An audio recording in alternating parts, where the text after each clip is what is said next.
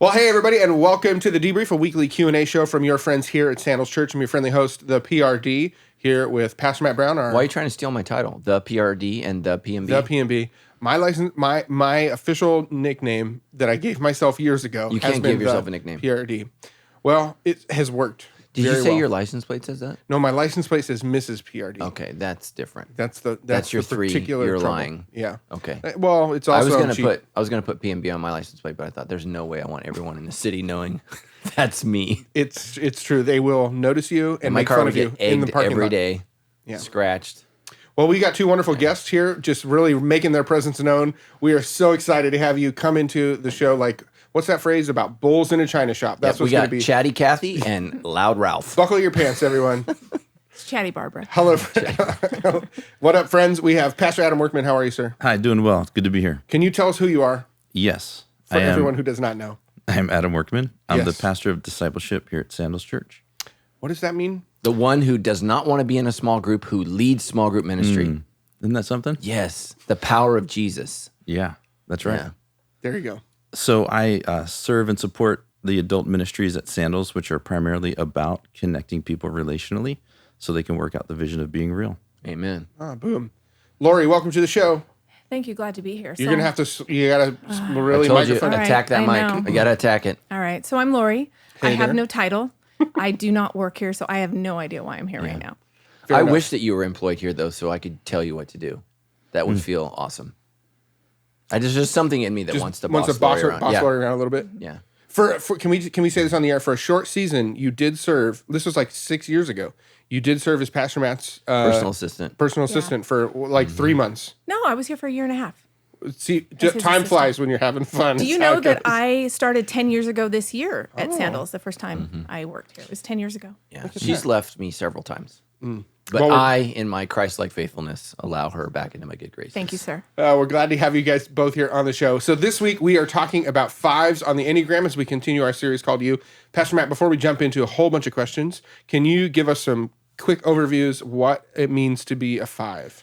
Yeah, so the five's primary giftedness is wisdom. It's the wise person, and just thoughtful. Like we said, they see things that many other people don't see. They're observant. They're watching us. That's why they make great researchers. I said great detectives, scientists. Fives are great pilots. They think systematically. Things are in order.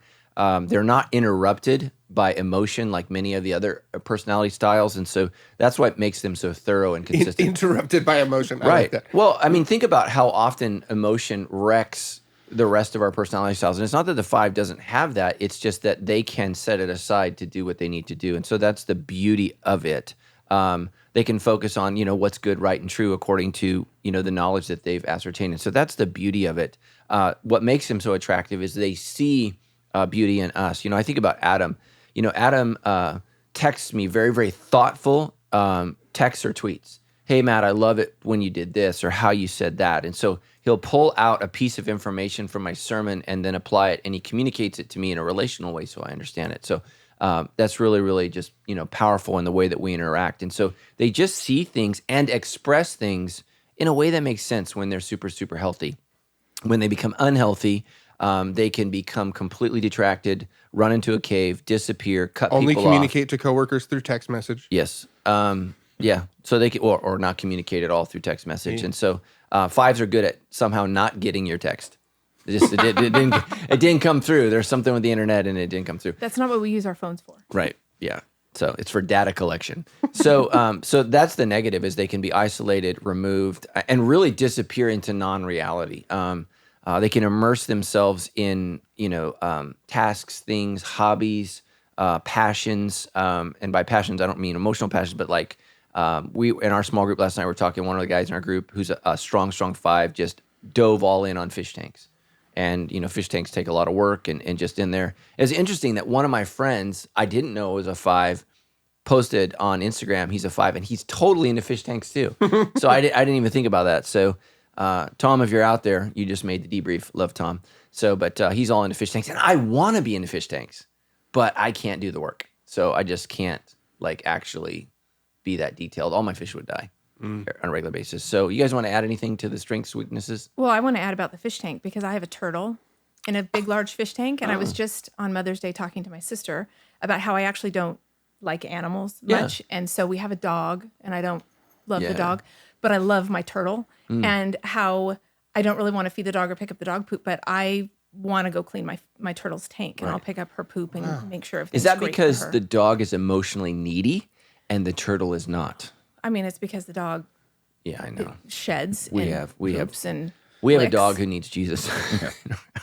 Really quick, just because I've never met anyone who has a turtle. Yes. Your turtle has a name? Her name is Donatella. Oh, she's a lady. And I love her. I Donatella. love her so How do you know the much. sex of a turtle? Of course, a just 5 knows the sex Peek of a around turtle. under there. No, they told me. Just I look under the believed. hood. I believed that it was a girl. Yeah. I got it from someone who works here who Oh, there you go. wa- Gave you a didn't wanna lady have the- turtle. yeah, I didn't want to have the turtle anymore. What a gift. And I love her, and I love her tank. And it's actually, we've had her since like November, and we're already on like her second filter, and 'cause I've upgraded already. I think turtles and live a long time. It's 25 years old. Yeah. Right that's now. yeah, I think they can live. There's a turtle alive right now in the Bahamas that was given to, I think, I forget what island it is in the Bahamas, but it was given to them by Abraham Lincoln Oh wow. as a gift. A tortoise, probably. A tortoise, yes. So see the 5 knows. Right. So not a turtle, a tortoise. Thank you so much for that. But that gift. tortoise is, I believe, 165 years old. That's amazing. I knew Abraham Lincoln fought zombies. I did not know he also gifted turtles. Yeah. American history. Isn't that crazy? It's a fine It thing. is. So. But my turtle will probably live to be 50 or so. Great. Yeah, take turtles and good care of birds, her. you got to have a when you die plan. Do you want to add anything about 5s, Pastor Adam? I think you tell the sex of a turtle by its tail. Okay. I think Yeah. that's If true. I had my phone right now, I would actually go Google that because Yeah, it is that's- going to drive me crazy. It's funny because I tend to be at times like an expert for a week or so. So the fish tank thing, I researched various hobbies. I'll research till like I feel like I know everything about Right. it. And if you had any questions during that week or two, I can answer them. And then you move on. Yeah, I've kind of Yeah. like I've had a fish tank, even though I haven't had a fish tank. I feel like I have. So then I just move on to the next Yeah. thing. Interesting. Yeah, and so that's what in the way that the 3 would never believe a 3 about their goals. When I do this, then we're good.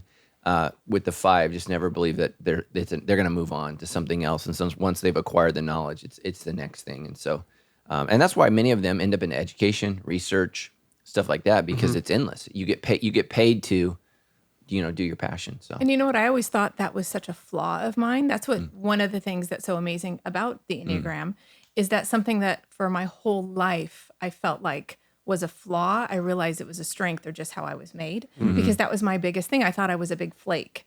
I would love to do something. I love to learn. And once I've learned it and I'm good at it, Yeah, I would done. move to the next thing. And so I think I always perceived or was perceived as someone who couldn't commit or needed to always be moving on to something else. And yes, that's true, but it's because once I'm really good at something, I love that I know that and I'm going to keep that. But now I want to start over. I want to learn something else. So then I move to the next thing. And so it's been so great knowing that I'm not a flake. That's not a flaw. I'm just a 5 that wants to. I seek wisdom. yeah, So, Pastor Matt, you've talked about how 5s can be a little bit hard for you to identify at first. If we're going to can you give us a list of what are some ways we can identify maybe a 5 that would be helpful? We'll put tortoise turtle knowledge at the top of the list. I think 5s are the most difficult to read. Like, so when Lori tested a 5, I was super surprised. We've known each other for a long time. And it's just because 5s hold their cards close to the chest. They don't reveal a lot. And that's by nature who they are. And so and it's not that they won't disclose. It's that you have to ask specific questions for them to disclose the information. And so, they don't just offer up things. And so that's why I think they're the hardest. And so what I've learned to say is, if I don't know what you are, you're probably a 5. And it's just because, again, they're not as expressive or, as I'm trying to think of a word big, grandiose as the other types in terms of identifying their personality. And so, that's just what I is. But introversion is a key. It's not always. I have not met an extroverted 5. Have you? No. Yeah. So that's something to look for because they retreat into their own mind and they enjoy spending time with their self, pursuing the knowledge that whatever is the current fad. And so, And so it's really, really interesting. One of the things I learned last night in group is that a 5 will do something if invited, but they don't put themselves out there. And this is why, we're struggling with our son, because I'm very, very social. And I'm always asking, why don't you have a friend over? Why don't you invite someone over? He would love to go if somebody invites him over and participate that. So like when there's an event at youth group and he's invited, he loves to be a part of that. But and seems to enjoy it, but then retreats into the house, into the room, and spends time. Like I never spent a weekend by myself as a kid. Like, man, I'd be wigging out if I wasn't at a friend's house, didn't have a friend over, wasn't playing, wasn't doing something. And that's why computers in the 80s were so unappealing to me. Like really me staring at a screen, and back then it's a green screen with a code and you're typing all this stuff in. I'm like, this is not for me. So, yeah. You guys were nodding your heads in total. Yeah. What's that about? Because I've always been a 5. Like I can look back on memories and know that when I was 4 years old, I was a 5. Are you the middle? I am a middle. Yeah. Okay. But what's interesting about that is my best days ever are by myself. Like my best day ever is going to San Francisco with my husband while he was working all day, and I just got to walk around the city by myself. And I'm certain I talked to no one. I mean, maybe the cashier, and said thank you and walked away. But that's my best day. So it's interesting. People don't understand that we're okay. Like I'm okay, and I'm super, super happy if I'm do nothing for a week. Yeah, 5s will survive the zombie apocalypse. Because you can go into the bunker and you're good. Like I gotta go. I gotta get out and see if everybody's okay, and then I'm gonna get eaten. Do you feel like you would identify maybe with the 5 style all the way back to? Yeah, I think so. I had a small group of friends. I didn't have so many. So I definitely had friendships and spent time with friends. I think for me early on, without getting into too many details, I think I learned that people aren't as safe as I thought they would be or should be. And I think I had to process a lot of things and figure it out on my own in my head. So I just retreated there, and that's where I spent a lot of my time, and it felt comfortable there. Can you talk about what makes somebody safe to you? Sorry, I know that was not a question on the list that we sent. Trustworthy. Trustworthy. Yeah, I think that's where I was going there. Okay. Well, I think for the 5, the issue is people are not logical in the way that they act and behave. And especially if you have high 1, they're not logical and moral. So that makes people very, very unsafe and very, very unreliable because people are emotional, erratic. 3s, we lie, right? And so the 5 is like, wow, this is very, very unsafe. I'm going to retreat to my fish tank where I can control the environment. I can dictate what's happening based upon my information. I can make things right. Where in relationships, right, there's curveballs every day in every relationship, and it makes people very, very frightening. So that's why if you have a dad, and this is you, not you, but if you have a dad who's a 5, they might love you, but it's safer in the bedroom. And even if like you come home for Thanksgiving dinner, they just, they're going to give you 5 minutes. Glad you're here. And then you're like, I paid all this money. We traveled, and you're in your study that you do every single day without us. And so that makes the 5 very, very challenging because their interaction level, if they're unhealthy, is very, very minimal. And so, a healthy 5 understands that they need relationship. Like we were joking, I don't know if I said this before the show, but we have the 5 in our small group, and he really doesn't want to come every week, but he knows intellectually he needs it. And so I told him, I said, where are your vegetables? Like you don't want to eat them, but you know you need them. So I made a joke last night in group that we're all going to dress up in VeggieTale characters. And then I offended someone in the group because I pointed out one of the females in our group. I said, you'll be Bob the Tomato. And she pointed out that he's round and fat. And I wasn't thinking like in proportion. I just was choosing vegetables, names that I knew. Yeah. And I honestly only remember Bob. There's another one named Larry, but that's all I got for you. What is Larry? The asparagus or something? He's the tall green thing. Junior's the asparagus. Junior's asparagus. Oh, see, there you go. And I think Sally the girl. Oh, there's a girl Yeah, vegetable? I think she's a carrot. Oh. Maybe? I didn't. Yeah. So I Again, I if I needed had to to brush up on my VeggieTales knowledge. Yeah. Well, there you go. So as you guys learned or really identified, discovered through this whole process that we've been going through as a church that you were a 5, what were some of your initial reactions? I was going to say, or feelings, but maybe thoughts would be a better way to. Yeah. Yeah, well, mine was relief. So Okay. I had absolute relief to figure out what I was. Because I think that behaviors that I always thought were flaws, again, were how God made me. So the other thing about the 5 is it's not that we don't have emotion. I think it's just very controlled emotion. I think the beauty of the 5 is the fact that we don't, we're not overly emotional, so that when we are emotional, it's true and it's pure, and we mean it. And so I think that, that has a lot to do with it. I think that The 5 does not use emotion as manipulation. That's what I would say is the beauty. You Right. know it's sincere. Yeah, I think you talked in your message. I think did you mention the notebook in your message on the 4? And you talked about how you cried when you Every watched time. the Notebook. So I think the Notebook is probably one of the worst movies ever made. So when my husband and I sat down and watched the Notebook, and it was not his first time seeing it, like he's real emotional and he was Right. crying, and I'm sitting there thinking, does he realize this is a movie? Like this Yeah. isn't real, and that these are not real characters, and that people don't generally grab hands and spontaneously die. I mean, unless it's murder suicide or Right. something. So Yeah. so it's a character. So I can't understand that emotion. I'm not going to give emotion to that. But if you show me a video of a serviceman or woman coming home and surprising their child at the ballpark or the school, Yeah, I'm going to yeah. cry like a baby because it's real. Yeah. So I think something about the 5 is we have emotion, we have real emotion, and I think we just use our logic to say, okay, that's not real. Yeah. I think the other thing is you can't gauge a 5's level of emotion based on how a 2, 3, or 4 reacts to something. Right. Like it's all relative. So I would say you can't gauge emotion by their expression. That's what I would say, because I think you guys, the expression is more internal. So, like right now, I'm looking at your face.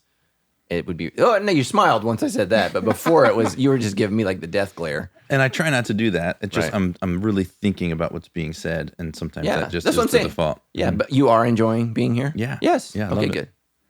Right. Yeah. So, but 5s can be stoic, like so, right? Because they're observing. I mean, they're let me say it this way: they're intently watching what everyone else is doing. So it requires focus, where the rest of us oftentimes are oblivious to what everyone else is doing. So 5s are great noticers. Pastor Adam, what has your response been to identifying as a 5? Yeah, so I'd say about 5 years ago, I really started an earnest self-discovery process. And that just took me down various roads and trails. Ultimately, my wife and family and I ended up here 3.5 years ago at Sandals, so connected to this vision of being real. And then Enneagram comes, and I remember I took the test. And before that, though, to be honest, I resisted it, and Matt knew that. And I didn't want to be a number, and I thought, you're not going to put me in a box and all this kind of thing. So I just was kind of like a little bit against it, not aggressively, but like, I'll wait as long as I can to take this thing. So I get the results back, and I remember opening up this folder and reading about the 5, and I cried. It was such an emotional moment for me to see that this is who I am. I'm not alone in who I am. I'm not as unique and maybe as strange as I thought I was. And from that time until this time, I've really tried to begin a work of moving toward health as much as possible. And it's been an incredible journey. Yeah, I think that's the beauty, and a lot of people, have gotten very little negative feedback from this. The concern is that I've gotten is the very thing that people are not a number, and I need to do better at communicating. You are not a number. However, these numbers, so you're distinct, one of a kind. There's no one like you, but these numbers help you to begin to tap into, okay, I'm not the only one, right? See, there's a negative side to I am distinct and no one is like me, and that's, oh my gosh, no one understands me. I'm in this all alone. So the beauty of that, the beauty of the herd is there are similarities, and so that's what we want to find out. Having said that, you two are 5s, but you're distinct. You're not exactly the same, Right. and so that's why I like the way that we do the test. And again, let me just really encourage you to do the test that Sandals does, because where I think the Enneagram falls short is so much of the research is based upon your number and your wing, Whereas the beauty of the way Sandals does it is, we look at, did you say you have 3 scores that are 90 and above? I have 2, I think, in the 90s and then 1 in the 80s. So the 2 90s are the 5 and the 1? 5, 1, yeah, and then my 8. And your 8. So the negative side of not doing the Sandals score is everything that is going to completely negate those other 2 90 scores, or those, and it's like, that is so much more important than, Yes. Here's my number and my wing type. And so, my wing has a lot of influence on me because my 4 is high. But I also need to really pay attention to my 7 and my 8. And so a lot of the research in the Enneagram gets weird, the arrows, and you always go here and you tend to be like that. And the beauty of the Enneagram is its motivation, and I think it's a little vague. What people are trying to do now is make it into this science, which is just weird. I think it's a great introduction into yourself. It gives you permission to say, okay, I tend to be like this, but I'm unique. And so, Lori identifies with some 8, both healthy and unhealthy, and she identifies with some 1, healthy and unhealthy. And I think that's beautiful. And no one in our church is going to identify exactly the way. So, my wife reminds me every week, she has a lot of 1, and she says, that message is perfect. Here's 6 things I would change. And one of the things she said each week is, you're saying the number too much. And so the reason I do that is, when you look at the Enneagram, people don't use the same words we are to describe the numbers. So, but the numbers are universally accepted. And so that's why I'm using the language of the numbers, the numeric value. But we've chosen, the wise person, for this number. So, and I think if I can add on to that, please. Because I absolutely love this. Like, I am flying the flag of everyone taking the Enneagram, because I've lived for so long thinking I was something else and thinking that I'm disappointing God or I'm not doing, God made me this, but I hate this. And I realize, and it goes back to, I always was told that, oh, you have the gift of helps, or, oh, you have such great hospitality, because we would always, we'd host things, or I'd like to bake, and so I was always told that I was this thing. And so I would always sign up to be the hostess or to whatever, hospitality. And I hated it. And so, but I would do it. And so it was great to take this and say, okay, the reason I'm in the kitchen is because I'm hiding. I don't want to be out with everyone else. So that's why I'm in the kitchen. It's not because God's gifted me in this way. It's because food is safer than people.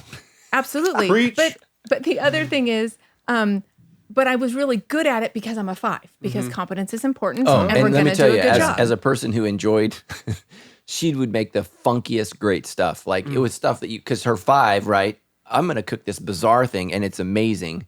And, Well, I like to eat. I mean, food is very important. But so you made good that. stuff. Right. But I think just serving in a capacity that wasn't, I think there's nothing worse for your self-worth than despising the thing that you believe God made you to be. And so it was so freeing and so amazing to be like, okay, I'm a 5. That's why I want to be in the kitchen. No one talks to you. If you got your hands full of dirty dishes, you're safe, and no one's coming in there with you. So you're blissfully alone in the kitchen, and so, or in the kids' room or wherever. So it was so freeing to know I don't have to serve in the hospitality ministry, or I don't have to do that, because that's not how God made me. So I think that's the beauty of the number, figuring out what you are and where the beauty is in that. And I think the beauty in the 5 is the fact that we're not wise, but we like to seek knowledge. Yeah. So it makes us able to be competent and to do well and to, pull from those reserves that we know, things that we know. So if you're a 5 or you have a child that's a 5, you're going to need to steer them into a profession where always learning is a part of what they do. So they're not going to make a great button pusher. So I mentioned airline pilots. Well, they have to constantly train. Airplanes are changing. And here's the beauty of an airline pilot. The longer you're a pilot, you keep moving aircraft.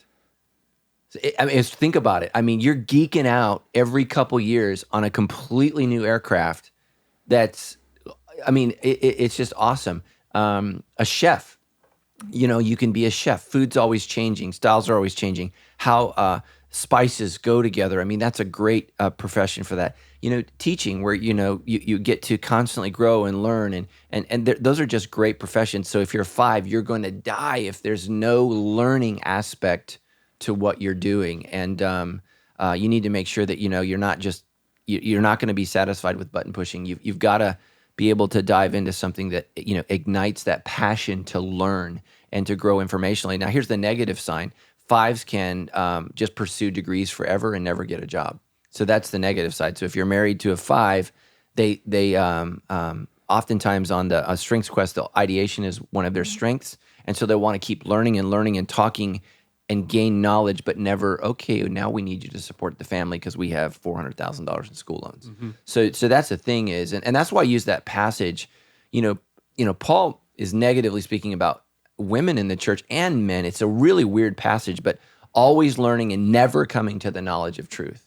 And so it's also interesting. You guys said that you learn it and you move on. So the 5 in my small group, we struggle getting him to read his Bible, and for him, it's a check. I read it, I got it, and I don't think he's got it. Like, he shares stuff, and I'm like, yeah, let's do another lap, buddy. That's not right. But for him, and he has a hard time with me. He asks me questions like, well, how do you not become arrogant because you know so much? And it's like, man, I don't know anything. I'm still learning and growing. But that's really hard for him because in his mind, I've mastered it. Check, move on to the next thing. And for him, we're like, okay, were you in the Word this week? No. It's like, because he studied it, knows it, and he's moving on. Being a specialist is something that's very important. Knowing something that nobody else knows. So we're always in pursuit, or I know that I'm always in pursuit of figuring out something else so that I have that knowledge. So I don't sit in the same place. And so it is sometimes difficult to do a study where you're in the Bible for a long period of time, or you're doing one verse. It's hard to do one verse and sit on that for a week. Right. I want to go through it so I can move to the next thing. His question to me last night was, can a 5 be a pastor? And I said, yes. And he said, can you give me an example? And I said, Andy Stanley. Are you kidding me? He doesn't want to hang out with people, but he writes great books about how to hang out with people. And so, he's one of the most 5s I've ever met, and I've met him personally. And so pastors a church of 40,000 people in Atlanta. I think he's doing good. Yeah. Very effective. But it was interesting to me, and I think that was some of your fear with the personality test, is you were afraid we were going to tell you needed to be a librarian, I think is what you told me. Well, the funny thing, so I resonate with what you said a few minutes ago, just in terms of, for so long, I think I wondered, is it okay that I am the way that I am? And that's really, I started this the self-discovery process. I read this David Benner, The Gift of Being Yourself, because I was one of my favorite books ever. Incredible. Because I was not comfortable being myself. Because there are times that people, in an unintentional way, can communicate a message that the way you are isn't the best. Well, don't you think that we have to guard against this at Sandals. In every institution, there's a cult-like behavior. Just like you moved here from Philly, or no, where were you from? Outside of Baltimore. Outside of Baltimore. You guys had a perception of what Californians are or were. And I think in Californians, whether we know it or not, we feel pressure to act that way, especially when I travel you're from California. You and Brad Pitt, best friends? Yes, we talked on the phone before I came here. Well, I was driving down the 405. Yeah. To Sepulveda. So, I think that we have to be very, very careful. And it's that cult-like behavior of we all need to act the same way, talk the same way. And Christians use language and it's weird. Yeah. And we need to make sure that we're all saying, okay, you need to become like Christ, but you need to be like Christ. Mm-hmm. Yeah. And that's different. And there's for sure times where I know I'm at a gathering, I'm at a party, I need to push myself out and get relational with people. Yeah. But there are times too where maybe people didn't see. I had, just 2 20-minute conversations that were really meaningful. And I've stepped back and I'm kind of just standing there and I'm having fun. Yeah. And someone comes up and the first thing, is everything okay? Right. And it's almost like I stop and I get really self-reflective and am I okay? Am I communicating I'm not okay? And then it just gets that, because I create narratives in my mind because I'm always there. Yeah, you're in your head, bro. Yeah, maybe I'm not okay. So, yeah. Well, I think we also get, are you okay? Are you mad at me? We haven't talked. Is everything all right? And I think it's okay to be a 5. It's okay to observe, and it's okay to not always be the center of attention. And I think it's odd to someone that's a 3 or someone that wants to be out there and wants to be the center. That's great, but I'm really okay watching you be you. Yeah. Right. So, and I think when we first came to Sandals, my biggest thing was, and we've been here like 14 or 15 years now, is everybody hugged. Like everybody, it just seemed like I had to hug people. And so I remember my first hug, and I remember thinking, I do. And I remember like thinking, this like sucks. I have to hug people here. Why do I have to hug Yeah, people? I've learned to not make everybody hug. I'm trying. But I felt like it was something we had to do. It was that cult thing. You're at Do you Sandals, remember? Do you hug. remember when you tried to hug me that first time and I misread it? Oh, I think about it all the time. Oh, wait.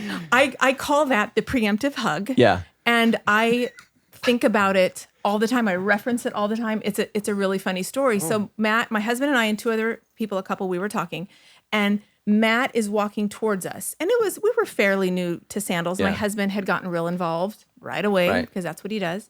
And I didn't, because that's what I do. And so knowing Matt is a hugger and the close talker, and so he comes up to the group, and the whole time I'm going, okay, like Matt's gonna come in for a hug, and I'm gonna hug. It's gonna be great. Like I'm gonna get She's like myself ready to hug. strategizing mentally for this hug. Completely. So it's my husband, me, and 2 other people. So Matt comes in and he hugs the husband that's over here first. And he goes back. I'm like, okay, one more person, and then me. And then Matt hugs the wife here. And so I'm like, okay, I'm up, I'm ready. And I'm kind of like swaying back and forth, like getting ready to go in for the hug. So Matt hugs her. He pulls back. And then She shoots in. Yeah. I'm perceiving that Matt is going to come and hug me. Matt turns and hugs my husband. And I literally fall forward, Yeah. going in for my hug. And I turned to him, I'm like, what was that? Yeah. And he's like, but you don't like hugs. Yeah. And I was, here's the deal. That's what made me also say, I love this place. Matt knows me. He knows that I don't love hugs. Now I'm a fool, and I just looked foolish, and I just tripped on myself. Yeah. But it's I've hugged funny. a lot of people that are like, I can't tell you how many times I hug people and they turn into a corpse. I'm like, oh, okay, we're never doing that. You can tell. Yeah. So one of the things that we haven't really got to talk about yet today is the core sin for the style of the 5, which is greed or stinginess. Can you guys, I think, as I've talked to people about the Enneagram and the self-discovery process, this particular sin of greed or stinginess seems to be a confusion or a stumbling point for a lot of people. Can you talk about how you've seen that play out for you? And Pastor Matt, you used 5 different ways that we could be greedy. Well, I used Knowledge, 4, but time, I added 5. Yeah. Knowledge, time, money, Emotion. and then I added words. Words was not on all the ones. Words was not on the outline, but I did add words because anything to the 5 is precious. So they're withholding it. And so sharing it, right? They want to make sure that it's handled well, it's received well. Are you competent to receive this? So go feel free. Yeah, and do people even care Yes. what you have to say? Yeah. Because I don't want to waste my words, my knowledge, and my time communicating something that people don't care about. I resonate with that. So my wife will say, you should. So she should. You should go talk to that person. And I don't want to waste my time either. So if I don't have a sense that the conversation of correction or direction is going to go well, I just don't do it because then I'm just mad and frustrated and I've wasted my time and their time. And so that's hard for her because the one is, well, it should happen. Like it's the right thing to do. And it's like, yeah, but so. Yeah. There'll be times where I'm in a meeting and we've kind of talked something almost in my mind to exhaustion. Everything that could be said has been said about it. I could say something, but it's not going to take the ball down the field at all. It's just telling you what I think. So those are times where I'm like, well, should I share? Should I not share? Just because I don't need to necessarily add to what has already been communicated. So a lot of times I will hold back. That's definitely been something that has been communicated to me in the past. Like, hey, you need to kind of come forward in those times and share what you know, share your words. Those are definitely the areas that I tend to be selfish with. It's my time. I can be really stingy with my time, the knowledge that I have. People will be surprised to find out that I know something that I do, just because I've never shared it. And Like my that thing words. about tortoises and their tails for gender identification. Well, I can say this. I did 'cause, not see that one You know, coming. Adam is a major leader at our church, and I mean, like we have tons of leaders, tons of staff, but I mean, Adam's like way at the top. So he has influence and position, and so the challenge is, I think, for you is quality time with people and connection is going to make them feel valued, loved, whatever. And so I think that's where you have to be very, very proactive in, I'm going to go to lunch with this person. Yeah. I'm going to talk. I'm going to, I don't know if you shake hands or hug or whatever. I do. it is. I do. Okay. I do all that. Yeah. So because the people are going to be wondering, am I okay? Is he going to fire me? Like, what's going Yeah. on? They're going to feel very, very unsettled, and you might be fine with them. Well, so one of the major things for me as a 5 is competency. So when I sit down with my boss and he gives me a review, and he says, here's the areas you need to improve, I want that, because I'm going to take that now and I'm going to do everything I can to improve in those areas. So when it comes to like leading my team, those kinds of things, just doing my job, I want to do the very best that I can. And I know the things that I should be doing. So I work really hard to do those things. Yeah. A lot of times it's outside of, where I make my livelihood and my calling, Yeah. where I can really pull back as well in just social settings and in relationships. Yeah. Well, and let me just say this, and I hope this isn't too personal, but I can vouch. So, like, let's say you're my boss and we have a meeting, and you tell me, here's the 3 things that you need to work on. I'm gonna be okay. So Adam has that meeting, right? And I read your response to the review. It's like a thesis paper.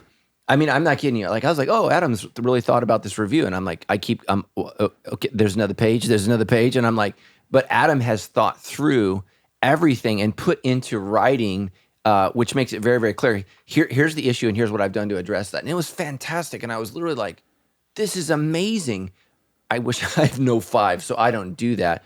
But it was really, really incredible, because he's thought about how to improve, and here's the steps I've taken to improve. And it was just absolutely amazing. It was incredible. It was absolutely incredible. I was literally wowed by your response to, hey, here's some areas where we want you to improve, and I couldn't believe it. I mean, I actually wanted to like save it and put it on the wall because it was so good. You wouldn't mind if he did that, right? Just print it out. I'm sure maybe. he would mind, but it was amazing how much thought he'd put into what do I need to do to correct this, and here's the things that I've done, and here's the results that I've seen. I was just like, this dude's amazing. It was absolutely incredible. And so, at Sandals, we're very, very real about we all need to improve, we all need to grow, we all huddle up. Adam's challenged me on some things, and how Adam's helped me is the simplicity of what we want the vision to look like. And I love how you press back on, and some of your 8 comes out in that. So, but I need that because I can be kind of whatever the weather is today, kind of guy. So that's been great. Well, and I think something that I resonate with what he said is, and competency, we haven't talked much about that, but that is a really big deal, I think, to a 5. But we want to be seen as competent, and we tend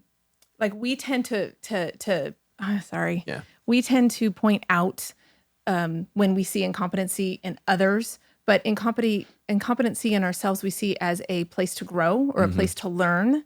So it's a little bit backwards in that I will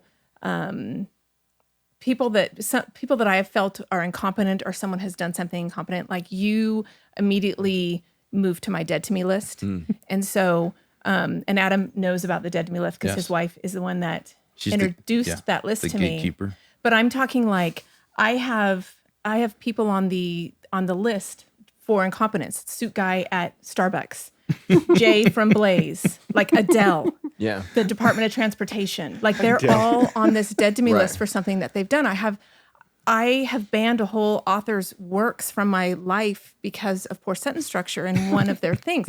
But for me, Please don't ever read my book. No, you're fantastic. But for me, if I do something incompetent or I make a mistake, I see that as such a learning experience and a place to grow. So I welcome that, and I'm probably not going to make that mistake again because we've thought about it, we've processed it, we figured out what we did wrong, how we can change it. That is probably not going to happen again. Yeah. So we got a lot of questions this week from people who have identified or discovered that they are fives. And the first couple here are actually from some ladies, and I want to direct these to you, Lori. The first one comes from Alexa. She says, I'm a stay-at-home mom of 3 who scored as a 5. In this hectic phase of life, so I'm assuming they're young kids, I've had to sacrifice much of who I am to care for my family. There's just not enough time in the day for me to be me. And our seasons in life where dying... Wait, did Lori turn this question? Are seasons in life where dying to your personality is necessary and normal? Or should I be more proactive in expressing my need for time away from my kids to do the things that I love? Yes, to all of it. Okay. Absolutely. So I have some young children. I have some older children. You have 1,000 young children. I have great kids. But they do take a lot of care. And so it's very interesting being a 5 and being someone who enjoys just me, myself, and I most of the time, that I would have 4 children and a husband and have all this going on. But I think that, like you said in the message, there's times where as a mom, you have to be a 2 at a certain period of time. And I'm not 2 to a core, but my babies are going to be clean and they're going to get dinner and all this stuff is going to get done. I'm going to serve them in that manner. I think one way that my husband through this we've grown so much is that he recognizes that I need that time away. So he has been fantastic about, hey babe, how about you get away for the night tonight? I will take the kids, I'll do baths, I'll do bedtime. And then as a 5, Alexa, you have to accept that. Say, yes, I will take that time. Because that's the other thing. We don't want to then go take that time. So it's been very difficult. Well, that's your high one. I shouldn't. Yeah. So we don't know what her other scores are. So that's why it's so important that you, again, I keep promoting as a 3 our way of testing, but that's her. The one is I need to be declarative about, because I should always be there for my kids. No one does it better than me. Yeah. So there's that too. Right.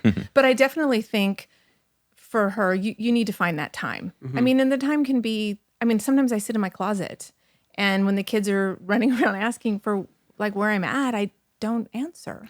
So, I know they're okay. I know that almost 13-year-old is, taking care of things. So I think you definitely need to find that time to get away, because otherwise you're going to be that glass that's full and spills over. And then you're not the cool mom, the loving mom, the mom that does all the things. You're the angry mom that's mad that no one's getting it right. Yeah. And I would just say, Alexa, I'm not a mom, but, I think, multiple kids under the age of 5 is close to hell, hopefully, that you're ever going to get. It's just brutal. It's an emotional roller coaster. Things are, either amazing or tragic. Their emotions are all over the place, and that's got to be challenging as a 5 to handle, the tantrums, kids can be celebrating and enjoy, and then, literally like writhing on the floor like someone's stabbing them. There's a real sweet season from about 6 to 12.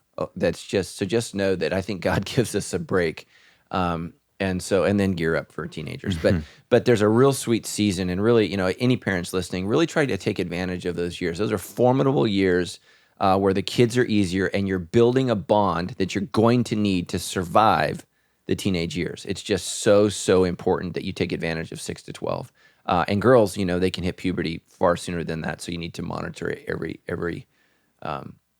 kid, individually. But that's just such a sweet season. So we'll be praying for you, and just know that Lori speaks from wisdom and truth and experience. So boom. Alexa's husband, do what you got to do. Make it happen for her. Nancy wrote in, and this is another one for you, Lori. I am a 5 with a strong 4 wing.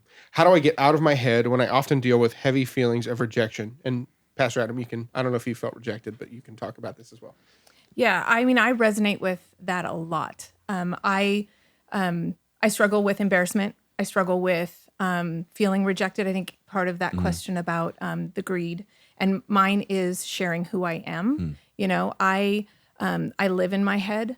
The enemy lives in my head, and so he gets in there and keeps me kind of frozen. I think that there's a verse, and I'm not gonna say it because I don't want to mess it up, but you might be able to rattle it off for us. But it's Ephesians 3:16 through 19. And I love it because it speaks to who we are, and it speaks to, the love of Christ and getting out of the knowledge and having the knowledge that Christ lives in you. And so I think that's a really good verse. I want Nancy to go and read. There's 3 verses there. I think the other thing we have to say is who are we pleasing? Like who do we care? We care what God thinks about us. I don't. What does He say? What does the Bible say about who I am? And so I think that's really important. I think the other thing is, especially when we're first recognizing that we are who we are as a 5. I think having safe people is very important. Right. I think one thing that I'm realizing is as you're getting healthy as a 5, you need to pick another number that gets you, or that is not, you're not going to get that immediate rejection. I have a story I was starting to tell you guys that I like to write. So I like poetry. I write songs. I write really long manifestos. We should probably be worried about those a little bit, but that's a whole nother. I was going to say, I'm watching this Unabomber show on Netflix, and there's a hardcore 5. Well, with and I a wanted to say manifesto. that. I wanted to say, what? I write manifestos. So, Yes. But anyway, I was sharing the words of my soul with this 3.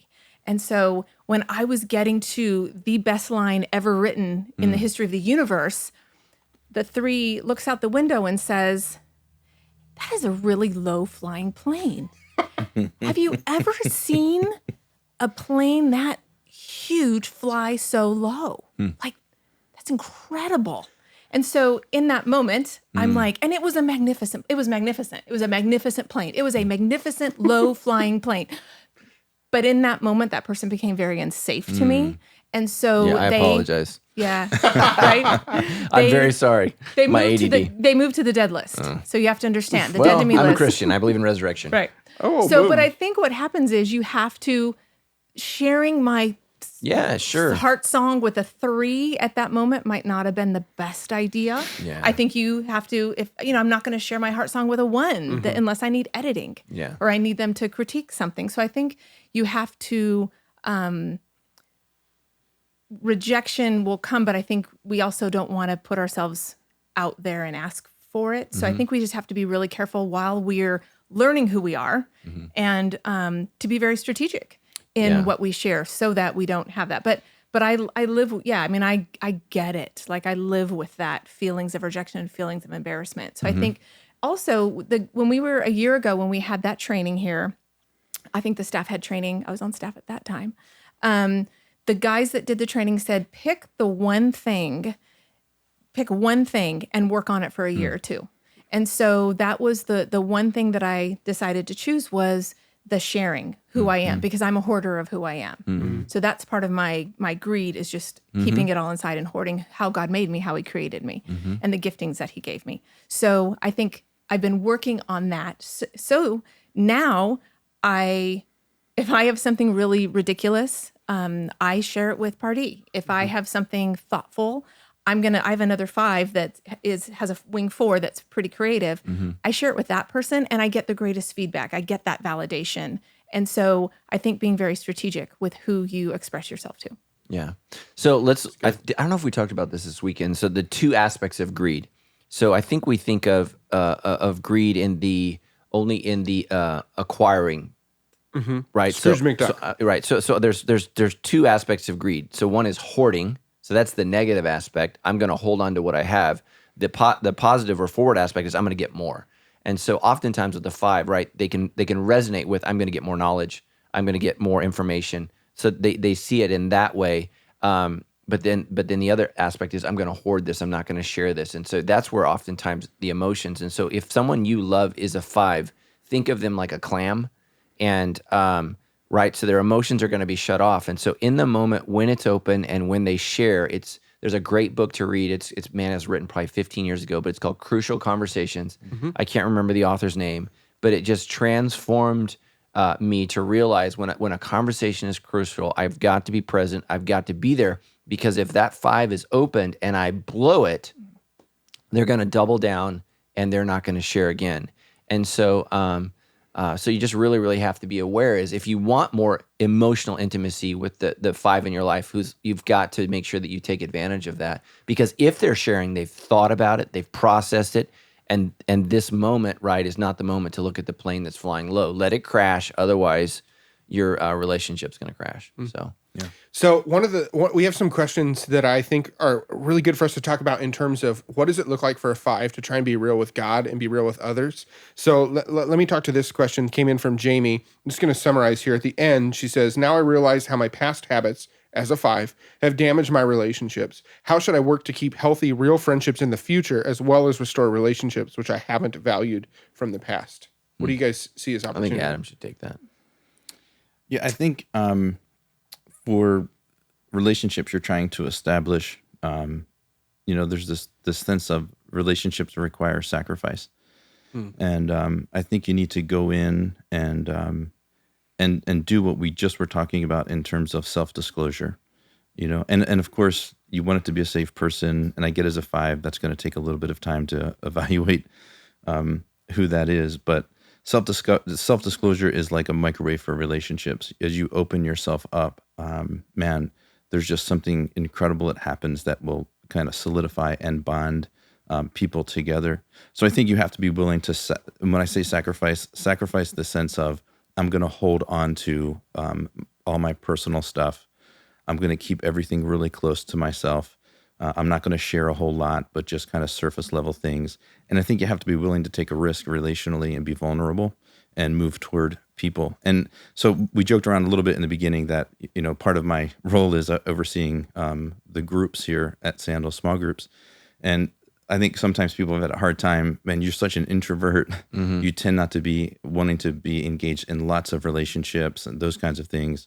But the reality is, my heart has been bound by Scripture and my conscience to know that this is the way that Jesus has created us to live in the context of community. So as a 5, I've studied that, I've learned that, and I think another thing 5's value is logic. And as I think about that, this is really the only way life is going to work well. It's the only way I'm really going to experience all God has for me to experience is in the context of relationships. It's where I'm going to grow. It's where I'm going to experience deep community that Jesus prayed I would in John 17. Mm-hmm. So I have to, at times, literally kick myself in the back and push myself forward relationally because I know this is the way God has designed this to work. Mm-hmm. So I think, it's those kinds of things you have to be really intentional about and be willing to say, all right, I'm going to put myself out there, even if it's hard and uncomfortable. Mm-hmm. And just real quickly, I know one of the things that I struggle with, and I imagine I'm not the only one as a 5, since I'm always in my head, is a lot of negative self-talk. I have this tape that's constantly running in the back of my head that I can just hear. And most of the times it's negative, it's critical. And what I've been learning to do over the past 6 months in a really purposeful way is to stop the tape.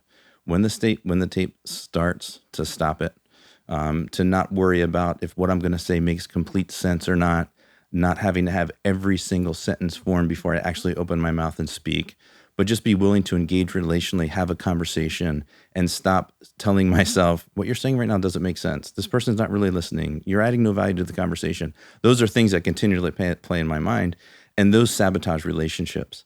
So I think, if you have that going on relationally, it's really important that you learn to stop the tape when it starts.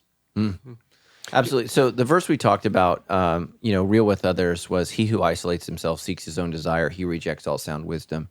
And so I think the key to the 5 is that sound wisdom is not found solely in your head, but in relationships. Mm-hmm. And I tried to talk about this, a little bit. And I think we do a very, very poor job of culturally understanding.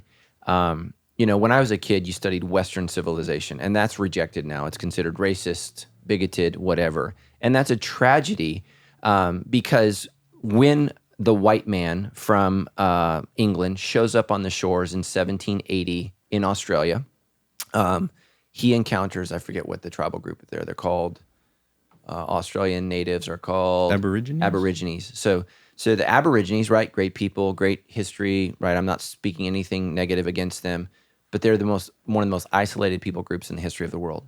So they're living life the same way Persians, Westerners were living life 1,000 years ago. So when the white man shows up on the shore, he's not white. He is Indian in terms of his mathematical understanding. He is Persian in terms of philosophy and organization. He is Jewish in terms of his religion.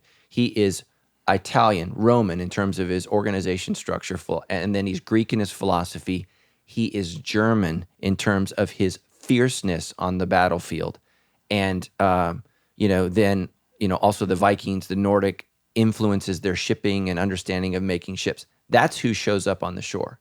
It's not a white person. It is a person who has experienced interaction with people of an array of different cultures for literally 2,000 years. That's who shows up. And so that's why they're able to do the things they do. And the Aborigines struggle. And, I'm not saying what the white people did was right. I'm just saying there is an advantage to interaction and collaboration amongst many cultures. Now, the sad thing is they didn't appreciate the Aboriginal culture, and there was some beautiful things about that. But when you isolate yourself, you do not move forward. So let me say a little less racist statement. The Chinese were the most advanced culture until about AD 1400. Then the emperor made a decision to burn all the ships, cut off all contact with everyone else in the world. 1450. Think about that. Not that long ago. Literally 500 years later, they're enslaved to the English people because they decided to isolate themselves. So the most advanced race on earth in every aspect. They invented gunpowder, fireworks, shipping. They were doing things that it took Western Europe literally another 400 years to figure out. They cut themselves off, and all of a sudden they're enslaved, and they're backwards. They burned books, they burned ships, they didn't allow people to they isolated themselves. So when you isolate yourself, and here's why the Chinese are such a great example for the five, no matter how smart you are, when you make that decision to burn the ships, go into your cave, cut everybody off, you will not advance. From that point forward, everybody who's interacting, who's growing, who's connecting, they're moving forward intellectually, scientifically, emotionally, spiritually. And think about it as a five. Why has God called us to worship together? Because there's a way that we advance when we worship together that we can't do when we're by ourselves. We don't move forward. And so the fives are pulled out of their heads emotionally by the other personality styles that worship, that connect, and that grow. And it's going to enhance the wisdom of the five by moving with other people. And that's just so important. Isolation is never good. It's never, ever good. And it really, really causes not just a person to struggle, but people to struggle because we're the human race. We're better together. That's why God's called us to worship together, to come together. And it's interesting, right? Not only has he called us to worship together in the church, but when you look at Revelation 21, all the nations gather together to worship, all tribes, all tongues, all ethnicities. Why? Because even in that, our understanding of who God is enhanced by every culture that's represented. And no culture is isolated. We're together in Jerusalem, Zion, worshiping God. And so just know that he who isolates himself rejects all sound wisdom. He who isolates himself seeks his own desire and rejects all sound wisdom. So don't look that up in the NLT. They slaughtered that verse, but I love the NLT. I preach out of it every week. But so how would somebody with a lot of five styling respond to someone, maybe in small group, community group, or some other relational environment when they share something deep or highly emotional? What are healthy ways for our fives listening to begin practicing responding to those people? I think, validating what's valid is super important. Mm-hmm. And so I think finding something that maybe resonates with you, being able to say, I hear what you're saying. Here's something that happened to me, trying to find that common place. I think a lot of times if I don't have something that resonates or I don't have something that I can relate to them, I just thank them for sharing their story. Thank them for allowing me to hold that story. And I think that's really important. I think, just being able to validate is super important. Yeah, I think there's a lot of wisdom there. I think too, in group settings, oftentimes people feel like as someone shares something really deep and maybe painful, whatever the case is, there needs to be a response of almost advice giving. And that's a really dangerous and slippery slope to go down. In a group setting, it's always important before you ever start even thinking about giving advice that you ask the question, can I give you some advice? Are you looking for my thoughts on this? Are you looking for some input or some advice? Otherwise, we're just, again, validating. So glad that you feel safe enough to share in this environment, And sometimes it's appropriate to get up and circle around the person and lay hands on them and pray. And sometimes it's good just to be present with people. I remember 5 years ago, I had a heart attack, and when I was in the hospital, our lead pastor came in to see me, and Joe just came over to my bedside, grabbed my hand, looked at me, and cried. He didn't say anything to me, but he spoke thousands of words just in those moments of standing there with me. And at times, it's just good to be with people and not feel like you have to have all the answers or say something profound, because normally when that happens, it can get pretty messy. And one thing that I appreciate about fives, and just being around fives, because I think we're good to be around, is there's a sense of it's okay just to be quiet for a minute, just to sit in our thoughts. And if we're in a car, you don't have to make conversation the entire ride. Just be okay, just settled in your thoughts. I think that's something that other numbers could learn from fives, as much as five can learn from other numbers, of course, is that sometimes it's okay to be in your thoughts and to think before you make a decision, to think deeply before you say something, and just be okay being in your head a little bit. Yeah. I listened to a podcast last week. It was they were basically talking about how doctors have changed the way they interact with patients now. And this blew my mind as recently as the 60s, because treatment options were not great for anything like cancer or a lot of different diseases. Really, even the American Medical Association was publishing articles on how to kind of mislead your patients or not let them on to the fact that they're terminal as early as possible. And the doctor who changed that and really kind of paved the way, he wrote several books. He was part of the Monty Python comedian troupe. So he was going to medical school in London and then doing comedy on nights in BBC, and he had a show on the weekends.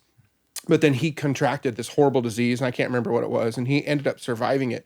But he's going through this whole process as a doctor, knowing what's wrong with him and having all of these interactions with people who are just giving him information, and also kind of trying to not give them all of the information that they saw and mislead him. And then he said at one point, one of the doctor interactions, the doctor said, "This must be awful." And that one little phrase where he felt like somebody who knew more than him was giving him permission to feel, just completely changed his perspective and experience. And then it ultimately set him down this course where he kind of left the Monty Python troupe and really gave his life towards changing how doctors communicate and being honest and upfront and writing all these things. And I love that. Just reminded me of just the sitting down and crying and just really allowing other people to have their feelings. So it's pretty profound. One of the things we haven't talked a lot about in this episode is the adaptive trait. And so, right, so God made you a 5. I believe you're a 5 no matter what. That's not, being a 5 is not sinful. That's who you are. But somehow you become unhealthy over time as you enter into a sinful world, and you have to begin to adapt to survive. And so if you're a 5 in your house, you're growing up as a kid, and emotion is scolded, or you're not held, or it's cold, or it's whatever, right? That's going to reinforce retreating into your mind and connecting. And so you really have to look at, in my home, how was I made to feel when I shared emotion, when I was hurt, when I was upset, and understand, just understand. I mean, we're all, well, you're young. How old are you? I think I'm 35. 35. So we've all gone past our 40s. And so basically your adaptive strategies from your childhood start to completely unravel in your 40s. And that's when people go nuts. They have affairs. They call it, what do they call it? Your midlife crisis. Like, you get a car that's, for a teenager, and then you date a teenager. I mean, it's just really, really bad. Hopefully not a teenager. That's illegal. But somebody half your age. So we really, really got to look at and say, okay, so what are the things that I learned as a 5 growing up? What are some things that have happened to me? Have I been hurt, wounded, broken?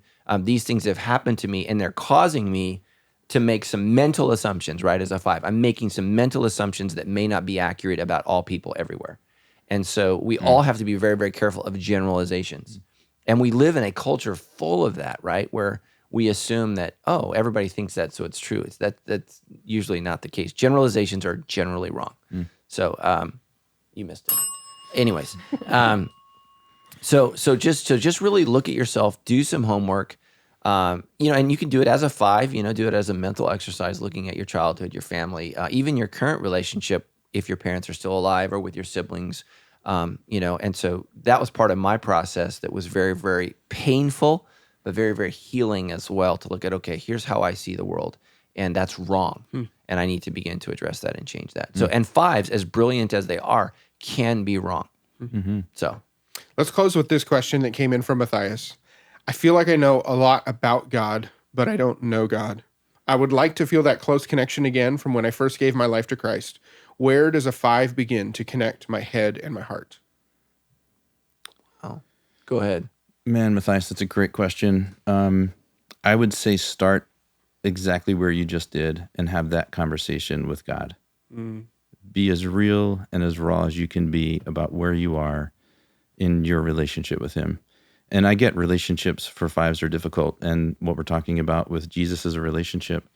But I think the starting place for you would be, man, just to sit down and think about what you want to say, and maybe not even think about it, actually. Just have a deep conversation with God about what you're thinking, what you're feeling, the distance that you feel is there. And obviously we don't live our lives strictly by feeling in our relationship with God, because sometimes we don't feel close, but the reality is we're interconnected.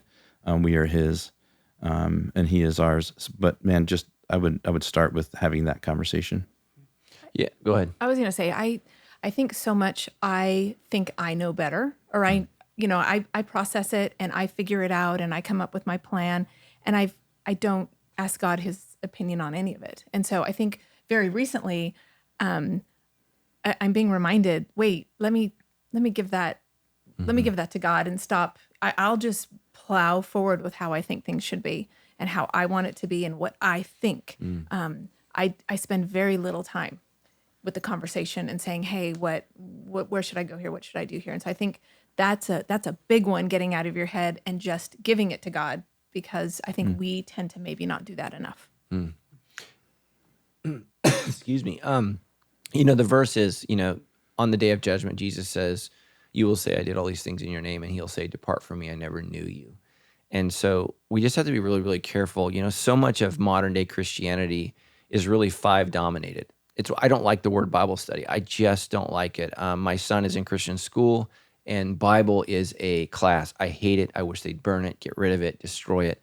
Because as soon as we make the Bible a textbook, we divorce ourselves from the very purpose of why it was written. It was written for us to connect our hearts, our soul, and our minds to God. And so we just have to be very, very careful. A 5 will have an insatiable appetite for textual information. But you got to remember, Jesus is standing in front of a group of 5s, and he says, man, everything you've studied your whole life is about me. And here I am in relationship as a person, and you don't have a clue who I am. And so that's why, 5s can have an incredible amount of information about God and not know God. And so that's where you just really have to do is say, God, I want to know you. I want to connect with you. I want to connect with your heart. Christianity is a relational movement. That's what it is. And so that may be more challenging for you as a 5, but, God has gifted you with an enormous mental capacity to handle that, that challenge. And so just press into that.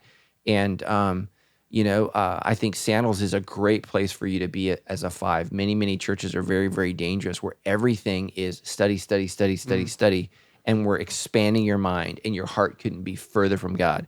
Now, having said that, I think study is important. But what we do at Sandals Church, right, is we preach a message, you're given content, and then you're asked to sit in a relational group and talk about how did it make you feel, how did it interact. Like, we're trying to get you in touch. Then 5s, there's a thing called personal reflection.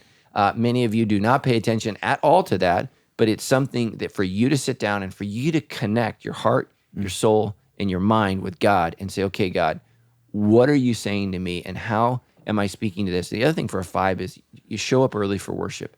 Get there prepared, be ready. Worship is, I believe, an assault on the castle that's around your heart. And so, I've talked a lot about history today, but, Europe went through a thing that's called the Dark Ages. And the thing that dominated the Dark Ages was castles. Everybody, right? We build a big wall. Nobody's getting in. Nobody goes out. And literally, For 1,000 years, Europe goes dark and everybody's in their castle and it's just brutal. And so just know that when you come into church, there is an emotional wall because emotions are unsafe. Your heart's been hurt. Maybe you've been given information about God, but you haven't experienced that because Christians are idiots, and they are. So just know that I believe that when we come into church, we show up and we assume that we're Jericho. That's the assumption that you make, that I have a wall around my heart and I need the trumpets blown and I need this marched around so that I can prepare myself, walls down, ready to hear the word of God. And man, that's what's so important. And man, if you feel tears, embrace them and rejoice them, man. The Spirit, Jesus wept. He wept, and he's the wisest person who ever lived. And so just embrace that and know that it's a gift from God, and it's okay. So that's why I want you to go back to your childhood.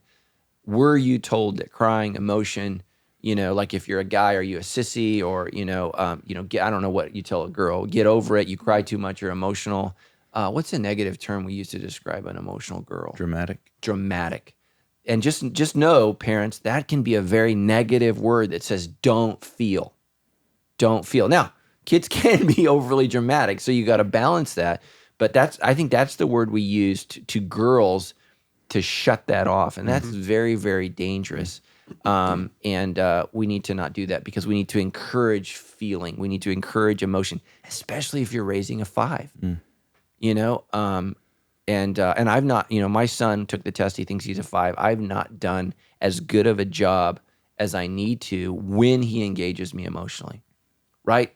It's time, man. This is crucial conversation.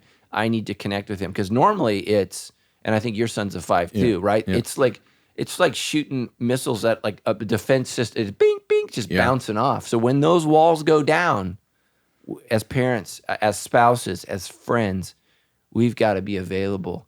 One of the most beautiful times in my life is I have a good friend, strong guy, high 8, high 5, and man, he had a panic attack, and he called me, right? Circle the wagons, let's get together. And he was overwhelmed with emotion, and he didn't know how to process that. But it was a beautiful time, and I'm thankful that he trusted me enough. But I've got to make sure that I'm okay in that moment for him, and I'm who he needs to be. Because 5s are people too, and they have emotions, whether they know. That'd be a great Enneagram shirt if you're going to start doing 5s are people too. Yeah. So just know that look at your childhood, look back, do the work. You want a project 5, something to investigate yourself. Yeah. Man, start there and journal and do what Lori does, right? Personal manifestos. Here's my life 0 to 5. I gotta get some of those. I want to read them. Oh yeah. So she's an amazing They're writer. probably somewhere on Reddit already. She's got them published under a secret username. They are all kept. My 4 is very envious of her writing ability. No, see, I don't share. I have journals and books and things. I've just recently get them on the internet. Started sharing stuff. Anonymous So blogging. when you're dead, your kids are gonna go, wow, Mom was amazing. Or Mom was a psycho. The Unabomber. So, well, burn those. Yeah. Burn those. You guys are awesome. Thanks for being on the show. Thank you. For all of our podcast listeners, you were the I love that the pair of you both showed up with your ironic t-shirts, which is so great. Can you just tell us what your shirt says before we go? Mine says Daydreamer. Mine says, I'm sorry I'm late. I didn't want to come. That's so awesome. Yeah. Well, thank you guys so much for coming. I think this was probably maybe the second best episode of the Enneagram series so far. What do you think? Yeah, it's been great. I think every week we're getting better and better and better. Second best. How can we make that better? Well, what do we need stick to do around for right 10 more now? minutes. You got to go back. You got to be 3s and come back with us 2 episodes ago. That one was Okay. That one was. I could totally channel my unresourceful 7 right now and say something really crazy. Yeah, no. Let's channel our unresourceful 7s and go out to a really unhealthy lunch. Listen to your 1 and don't do it. Thank you for having us. Bye.